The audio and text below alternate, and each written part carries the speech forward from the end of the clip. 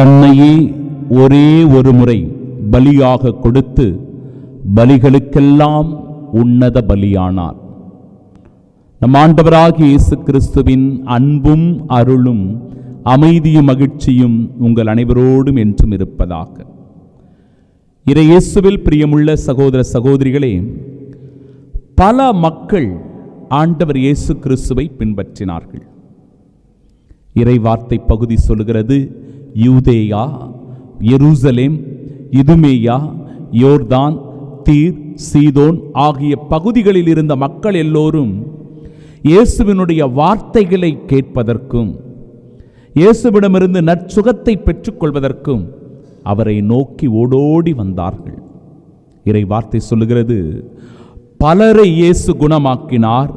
நோயுற்றோர் அனைவரும் அவரை தொட வேண்டும் என்று அவர் மீது விழுந்து கொண்டிருந்தார்கள். எவ்வளவு ஆர்வத்தோட மக்கள் ஓடி வருகிறார்கள் பாருங்க. பிரியமானவர்களே, கத்தோலிக்க திருச்சபையை நோக்கி இன்றைக்கு இறை மக்கள் நாடி தேடி ஓடி வருகிறார்களா? ஆண்டவருடைய வார்த்தையை கேட்பதற்கு ஆர்வம் காட்டுகிறார்களா? இந்த தெய்வீக உன்னத பலியில் பங்கேற்பதற்காக இறை மக்கள் ஆர்வத்தோடு வருகிறார்களா? பங்கேற்கிறார்களா? சிந்தித்து பார்க்க வேண்டும். நாளுக்கு நாள் தேய்பிரையாக சில பேருடைய விசுவாசம் மாறிக்கொண்டிருக்கிறது. நம்பிக்கை வாழ்க்கையை நோக்கி அவர்கள் வெளியேறிக் கொண்டிருக்கிறார்கள். கொஞ்சம் கொஞ்சமாக நம்பிக்கையிலிருந்து விலகிக் கொண்டிருக்கிறார்கள். சிந்தித்து பார்க்க வேண்டும் அன்பிற்குரியவர்களே. தாயாம் கத்தோலிக்க திரு அவை நற்செய்தி பரப்புவதன் வழியாக, நற்செய்தியினுடைய மதிப்பீடுகளை விதைப்பதின் வழியாக இயேசு ஆண்டவரை இந்த உலகத்திற்கு ஒவ்வொரு நாளும் கொடுத்து கொண்டே இருக்கிறது. இந்த உன்னத இறை வார்த்தையின் வழியாக இயேசு விதைக்கப்படுகிறார். ஆண்டவர் இயேசு கிறிஸ்துவை நாடி தேடி ஓடி வந்த மக்களைப் போல நாமும் அதே ஆர்வத்தோடு இன்றும் கூட ஆலயத்திற்கு ஓடி வர வேண்டும். ஆண்டவருடைய வார்த்தையை கேட்க வேண்டும். தெய்வீக பலியில் பங்கேற்க வேண்டும். பாருங்க, தீய ஆவிகள் எல்லாம் இறைமகன் நீரே என்று கத்திக்கொண்டு ஓடின. தீய ஆவிகள் கூட ஆண்டவர் இயேசு கிறிஸ்துவை சரியாக அடையாளம் கண்டு கொண்டிருக்கிறது. சமீபத்தில் ஒரு இந்து சகோதரர், அவருடைய பெயர் ராமு என்கிற அந்த மனிதர் எங்களுடைய பங்கு அன்னை வேளாங்கண்ணி இந்த ஆலயத்தினுடைய சாலையில் அப்படி போகும்போது வரும்போது அந்த சாலையினுடைய முகப்பில் அன்னை மரியாளுடைய சுரூபம் வைத்திருக்கிறோம். எப்பொழுதெல்லாம் அந்த சாலையின் வழியாக அவர் போவாரோ வருவாரோ அப்பொழுதெல்லாம் இந்த மாதாவிடத்தில் அவர் சிறப்பாக வேண்டிக் கொள்வாராம். இந்து சகோதரர் தான். அவருக்கு பல ஆண்டுகளாக தடைகள் இருந்திருக்கிறது. என்ன தடைன்னா, அவருடைய நிலத்தை அவர் பத்திரம் செய்ய வேண்டும் என்று நினைத்திருக்கிறார். அதற்காக பல தொகைகளை அவர் செலுத்தியிருக்கிறார். 15,000 ரூபாய், 45,000 ரூபாய் அவர் சொல்லிட்டு இருந்தார். இவ்வளையெல்லாம் நான் கொடுத்து பார்த்தேன் ஃபாதர், சரிப்பட்டு வரலை, என்னால் பத்திரம் வாங்கவே முடியல. அன்னை மரியாளிடத்தில் நான் ஒப்பு கொடுத்தேன்.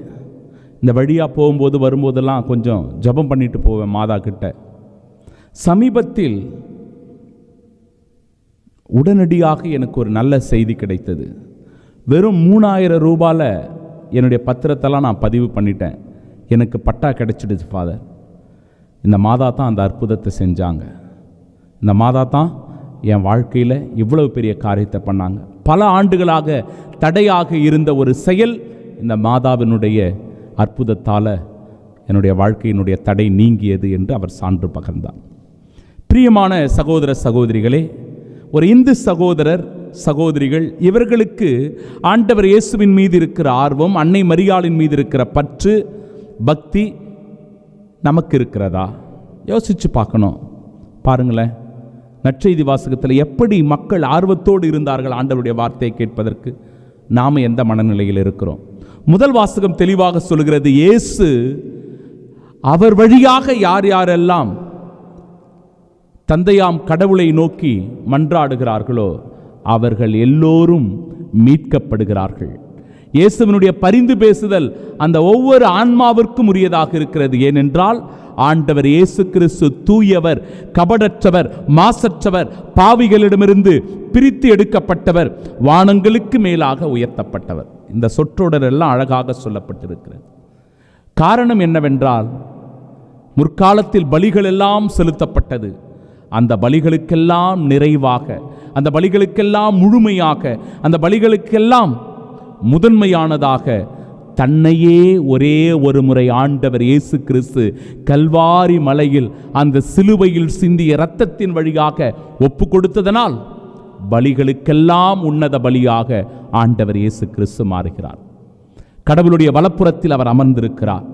அவரே நம் ஒவ்வொருவரையும் ஆண்டவரிடத்தில் இணைக்கின்ற இணைப்பாளராக இருக்கிறார்.